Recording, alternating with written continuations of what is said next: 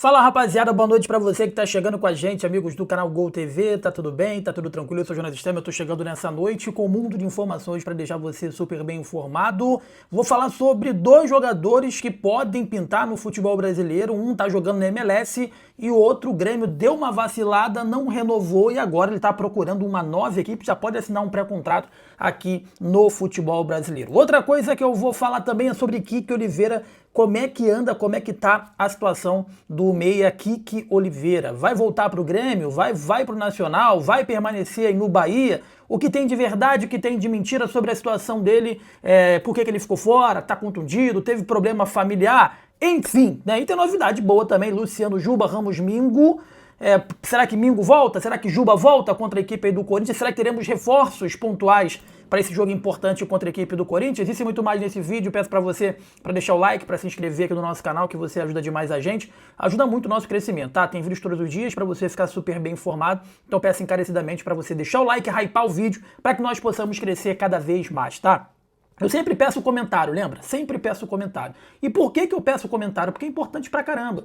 Porque a gente vai ler agora os comentários do vídeo da tarde aqui e é importante que você participe com a gente, deixando a sua opinião, tá bom? Abraçar aqui o Antônio Sampaio, botou boa tarde, Jonas, Deus abençoe, concordo com as suas análises, abraço pra você. Hugo Lima Santana, Jonas, eu lembrei da jogada que tirou a vida de Valtencir, né? Tá relembrando a jogada de Valtencir? A mesma jogada que aconteceu com o Peck. Cara, inacreditável que aconteceu com o Peck, né? O Tennessee, ele botou aqui, ó, ele botou aqui sobre o Peck, lembrei da situação de alguns anos atrás do Dodô, que estava no Bahia, ainda muito jovem, estava jogando muito. No jogo, se não me engano, o nome do zagueiro é Bolívar, dentro da área entrou com uma chuteira no joelho do Dodô, o juiz do jogo, adivinha o nome dele, não deu nada. Dodô saiu de maca 6 meses ou mais fora, tá? O Belisário Guedes, Jonas, um forte abraço, concordo contigo com o afastamento do zagueiro do Inter, ficar sem jogar até o Gabriel possa voltar a jogar. Quanto ao Inter, deve realmente exercer todos os custos de recuperação do jogador e ainda pagar salários do Gabriel. Cara, o Inter não vai pagar salário porque o Inter não tá pagando salário nem dos jogadores dele. Imagine pagar salário do jogador dos outros, mas você pagar as custas, né, de médico, enfim, operação, dentre outras coisas, e pagar parte do salário, eu concordo, e o Vitor Gabriel não pode atuar mais nessa temporada. Não pode, isso deveria ser uma máxima. Não pode, tá? Valeu, Belisário, tamo junto, irmão. O Marcelo Rocha, ele botou aqui o seguinte, ó. Jonas, concordo com... Ah, não, foi o Marcelo Rocha que botou sobre o tratamento e o Marcos Vinícius, ele botou aqui, ó. Tem que ter uma lei que o jogador que cometer falta violenta fica impedido de jogar o mesmo período que o jogador que sofreu a falta fica fora. Quero ver se jogador violento vai querer ficar até uma temporada inteira sem jogar e sem receber do seu clube, tá bom? E o último aqui, o Profeta Fotógrafo, ele botou, Jonas, aquele abraço. Amigo, chegou o ponto em que o cartão vermelho para o futebol brasileiro ficou pouco. Um jogo de suspensão ficou pouco. Mais jogos deve ser o tema e a cadeia de jogadores que usam, Tá falando que até de cadeia o Profeta, mas o cartão vermelho, Profeta, nessa situação ele ficou extremamente pouco mesmo.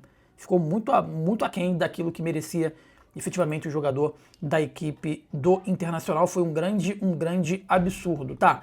Meus amigos, surge grande oportunidade em relação ao mercado de transferência para times brasileiros, eu incluo até o próprio Bahia, né? Um desses jogadores eu acho que cairia como uma luva no tricolor baiano, e o outro, né, eu acho que seria um bom reserva ou uma briga saudável no ataque. Enfim, apesar que eu acho que o ataque hoje do Bahia com a chegada do Alejo Vélez não é uma posição emergencial e carente, mas é uma oportunidade de mercado que surge, tá bom? Primeiro eu tô falando do Martim Ojeda. Nós trouxemos a informação e repercutiu em todos os lugares, deu na ESPN, deu no Sport TV, deu em todos os lugares do interesse do Flamengo no Martim Ojeda.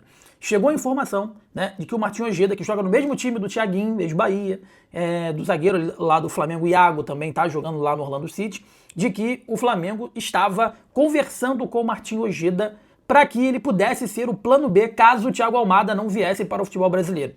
Entretanto, todavia, parece que Flamengo e Thiago Almada chegaram a um denominador comum e está muito avançada a negociação, o que faz com que o Flamengo não traga Martim Ojeda, encerre a negociação com o Martim Ojeda e ele fique novamente disponível para poder negociar.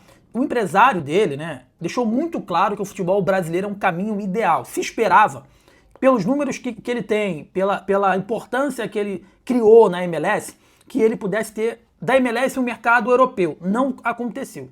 Então, evidentemente, para um jogador sul-americano, quando não acontece a Europa, o futebol brasileiro é um grande passo. O futebol brasileiro é um segundo grande passo, né? E o empresário do Martin Ojeda já deixou muito claro que vê com bons olhos ele regressar para o mercado sul-americano, principalmente para o mercado brasileiro, porque é muito competitivo, porque paga bem, enfim, né? E aí surge essa oportunidade porque o Flamengo praticamente sai do negócio envolvendo o Martin Ojeda, né? Eu acho que o Flamengo só retoma caso dê algum problema com o Thiago Almada, os dois o Flamengo não vai trazer, e ele é um baita jogador, cara. Ainda é um jovem de 27 anos, argentino, tá? Eu vou trazer aqui os números dele, só para você ter uma ideia, os números dele na MLS, só agora de 16 jogos possíveis.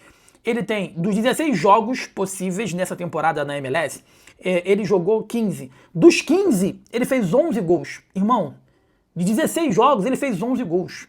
Aí você vai falar, porra, mas é MLS, né? É MLS. Mas só que o Gabriel Peck veio pro Cruzeiro por números lá na MLS. O Messi tá lá também, agora foi o Casimiro pra lá. Eu acho que ele é um baita jogador, e seria uma grande oportunidade. Poderia aproveitar essa oportunidade de que o empresário dele quer trazer ele para o mercado aqui sul-americano e outro mercado que tem interesse no próprio Martin Ojeda é o mercado mexicano. Parece que o Toluca também está interessado em contar com o jogador. Tá bom, meus amigos? Então o mercado... são 3 mercados importantes, né? Lá fora lá da MLS. É o mercado europeu, que não surgiu nenhuma possibilidade, o mercado brasileiro e o mercado mexicano, que não é muito falado, mas o futebol lá do México paga muito bem. Tá? Paga muito bem. Enfim, então o Toluca também surge como uma possibilidade e o Martin Ojeda aí tá livre para negociar com qualquer outro clube, tendo em vista que as conversas com o Flamengo não caminharam por conta do possível, do iminente acerto do Flamengo com a equipe, com o Thiago Almada do Atlético de Madrid. Outro jogador, né, que já pode inclusive assinar um pré-contrato, ele tem 31 anos, eu considero que ele tem ainda 2 ou 3 temporadas em alto nível, é o Carlos Vinícius. E aí eu quero saber de você, torcedor, o seguinte: 1,90 m, artilheiro, com passagem por vários clubes lá da Premier League, né? Ele iniciou a carreira no Palmeiras, passou pela Napoli, Benfica, Tottenham, PSV, Fulham, até chegar no Galatasaray e voltou para o Fulham e veio para o Grêmio, né? É um artilheiro, é um autêntico camisa 9. Antes mesmo dele fechar com a equipe do Grêmio, eu já batia nessa tecla em relação ao Carlos Vinícius. Eu sempre falei aqui. Antes de fechar com o Willian José, antes de fechar, trazer o Everaldo de volta, falei, cara, o Carlos Vinícius do Fulham, tá com o contrato lá terminando, o moleque sabe fazer gol e sabe fazer gol. Os números dele aqui no Grêmio foram números surreais. Sendo que teve um problema lá no Grêmio, pelo que parece, uma situação contratual, de que se esperava ou se achava que tinha uma renovação automática, que acabou não tendo essa renovação automática. E aí agora o jogador tá ouvindo outros clubes. O contrato tá findando, ele pode já assinar um pré-contrato, tem apenas 31 anos, né? Fez em março agora, 31 anos. Enfim, e pode chegar livre de graça. Os números dele no Grêmio, os números dele foram 49 jogos e 30 gols, pô. 49 jogos e 30 gols. Foi o único jogador na última temporada que se salvou com a camisa do Grêmio e vai ficar livre no mercado e surge como uma grande possibilidade de reforço para as outras equipes, tá? Outra coisa que eu queria falar é sobre o Kiko Oliveira. Tá um imbróglio danado, tá um problema danado, tá um disse-me-disse danado em relação ao Kiko Oliveira, porque primeiro teve um problema familiar, no último jogo teve um problema físico e internamente não se sabe mais o que fazer caso ele não vá para o jogo contra a equipe do Corinthians. Ou vamos entender que o problema físico se agravou, ou ele vai ter outro problema ali particular. A questão, meus amigos, é que chegou a proposta do Nacional para o Grêmio para adquirir o jogador. E o Grêmio, em princípio, pelos valores que foram colocados à mesa pelo Nacional, negou essa proposta. O Grêmio negou essa proposta e ele vai, em princípio, ele continua no Bahia. Eu falei com uma pessoa de dentro do Bahia, eu já trouxe essa informação aqui, de que o Bahia não buscou devolver o jogador, e aí eu perguntei para essa pessoa, mas o jogador pediu para sair, entrou em contato para sair do jogador, eu não sei o que aconteceu, mas na parte do Grêmio aqui, eu sei que a gente não pediu a devolução dele, né? Não pediu a rescisão de contrato dele. Era previsível que isso ia acontecer, né? Era meio que previsível, né? Já era meio característico disso, porque eu já batia, né, nessa tecla constantemente de que ele é um jogador, que ele tem síndrome de protagonismo, né? Se ele chegar e não ser protagonista, ele começa a causar problema, ele se desmotiva muito rápido, sabe? E nitidamente, notoriamente, ele tá já mexendo os pauzinhos para tornar o ambiente insustentável e, consequentemente, ele conseguiu o que ele sempre quis, que é jogar no Nacional do Uruguai. Mas internamente agora o Bahia tá numa sinuca de bico, porque qual vai ser a justificativa agora se por acaso ele não for relacionado para o jogo contra a equipe do Corinthians na próxima rodada? O que vai ser falado? Qual vai ser a desculpa? Qual vai ser a justificativa para o torcedor? Se falam que não tem nenhuma situação interna, né? Vamos aguardar as cenas dos próximos capítulos, tá bom? Você que tá comigo aqui na Gol, deixa o like, inscreva-se que é importante demais pra gente, é muito importante pro nosso crescimento, tem vídeos todos os dias pra você ficar super bem informado, então agora antes de sair, deixa o like, inscreva-se, hypa o vídeo, dá essa moral, tá bom? E se você tiver uma empresa, um produto que a gente divulgue aqui, entre em contato com a gente, na descrição do vídeo tá o e-mail que você faz contato com a gente cresce junto com a sua empresa aqui na Gol TV, tá bom? Forte abraço pra você, boa noite, saudações, tamo junto, valeu!